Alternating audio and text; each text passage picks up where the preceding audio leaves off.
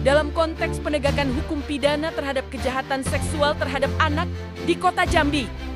Memperlihatkan wajah lain dari perjuangan pencarian keadilan, yakni perjuangan ekonomi. Seorang ibu tunggal yang bertahan di tengah keterbatasan demi masa depan anaknya.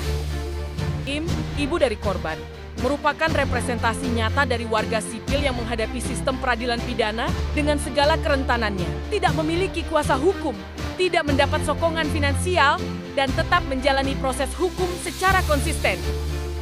Menjadi bukti keteguhan sikap seorang ibu dalam menuntut keadilan substantif, meskipun harus melawan struktur sosial dan ekonomi yang tidak berpihak. Kondisi perekonomian keluarga IM berada dalam situasi kritis. Ia kehilangan pekerjaan dan dalam waktu bersamaan harus merawat suami yang mengalami kelumpuhan akibat stroke selama 5 tahun terakhir. Oke, Bu, kenapa Ibu harus memilih kantor pos? Kenapa tidak mengantar langsung ke Jakarta, apa terkait biaya? Yalah, jauh. Ini Bemenges. Oh, ini aja cukup menyisikan uang ya. Jadi yang kita lakukan ada juga tim ya. Dari siapa aja tujuan Komisi Yudisial, Mahkamah Agung. Oh, itu ya. Oh, untuk apa Bu? Apa yang ingin, apapun yang Ibu rasa disampaikan ke Mahkamah Agung apa terkait pengiriman surat ini? Dia minta di Suratnya diatensi ke atau ya untuk hakim untuk segera ditanggapi ya, minta suratnya cepat segera ditanggapi. ditanggapi ya.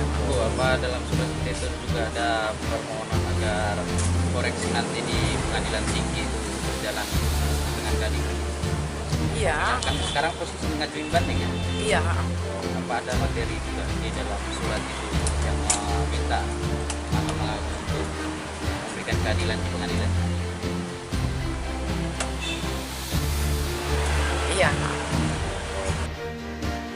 Dalam tekanan multidimensi ini, Im tetap melanjutkan perjuangannya secara mandiri.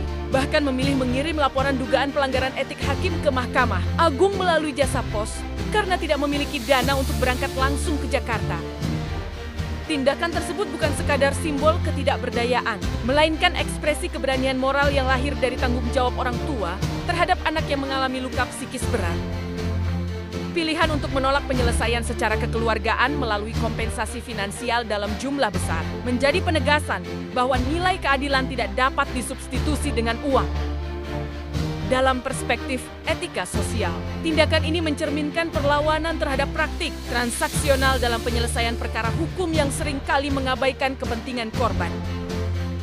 Perjuangan IME menyoroti urgensi reformasi sistem pendampingan hukum bagi kelompok rentan, serta perlunya intervensi negara dalam menjamin keadilan tidak hanya tersedia bagi yang mampu secara ekonomi, tetapi juga bagi mereka yang berjuang dari balik keterbatasan.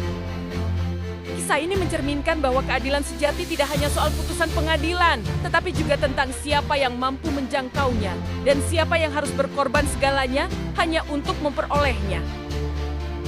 Dalam konteks ini, perjuangan ekonomi seorang ibu berubah menjadi bentuk paling konkret dari cinta, keberanian, dan komitmen terhadap masa depan anak yang lebih bermartabat.